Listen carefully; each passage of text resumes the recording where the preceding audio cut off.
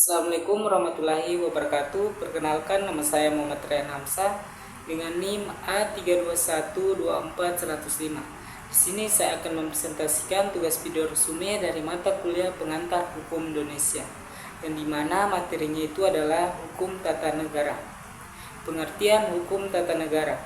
Hukum tata negara adalah ketentuan hukum yang mengatur mengenai bagaimana susunan organisasi negara akan ditetapkan jadi hukum tata negara. Sumber hukum tata negara Indonesia.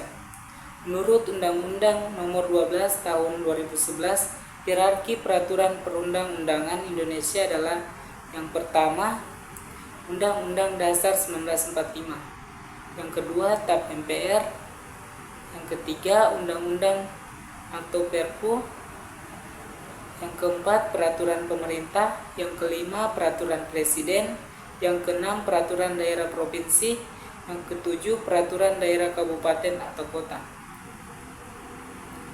Kemudian efektivitas checks and balance.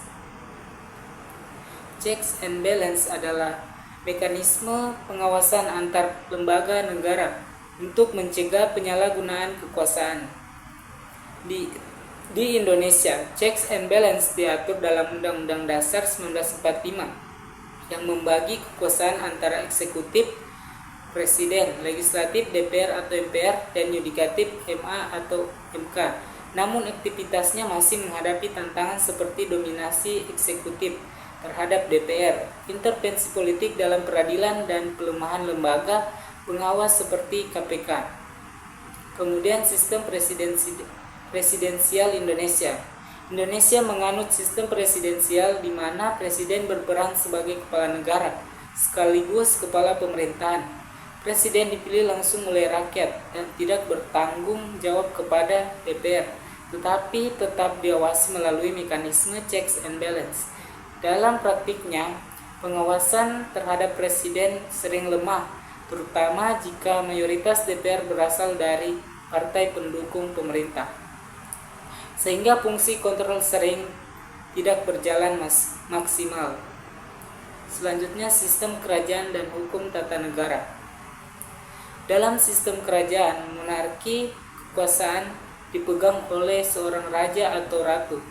Monarki dapat bersifat absolut, di mana raja memiliki kekuasaan penuh seperti di Arab Saudi, atau konstitusional, di mana raja hanya menjadi simbol negara seperti di Inggris dan Jepang.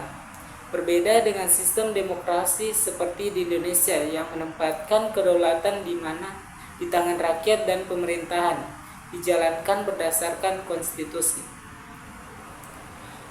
Selanjutnya, kedaulatan rakyat dan demokrasi. Kedaulatan rakyat berarti kekuasaan tertinggi berada di tangan rakyat yang diwujudkan melalui pemilu, kebebasan berpendapat, dan partisipasi politik. Dalam demokrasi, rakyat memiliki hak untuk memiliki kepemimpinan, mengawasi kebijakan pemerintah, dan menuntut akuntabilitas. Tantangan dalam menjaga kedaulatan rakyat di Indonesia adalah maraknya politik uang, oligarki politik, dan lemahnya partisipasi publik dalam pengambilan kebijakan. Kemudian, peran hukum tata negara dalam konflik.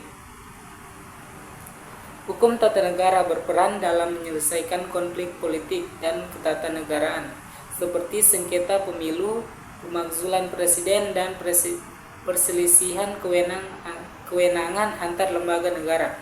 Mahkamah Konstitusi berfungsi menyelesaikan sengketa hasil pemilu dan menguji undang-undang agar tidak bertentangan dengan Undang-Undang Dasar 1945. Jika terjadi penyalahgunaan kekuasaan, hukum tata negara menjadi alat untuk menjaga stabilitas politik dan demokrasi.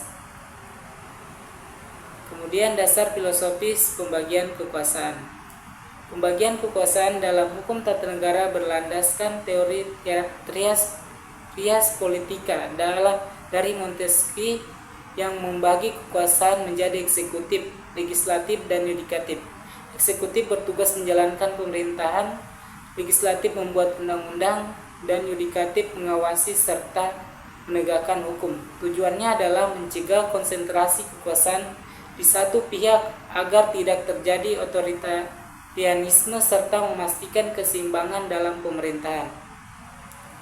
Jadi itulah presentasi resume dari saya. Saya akhiri. Wassalamualaikum warahmatullahi wabarakatuh.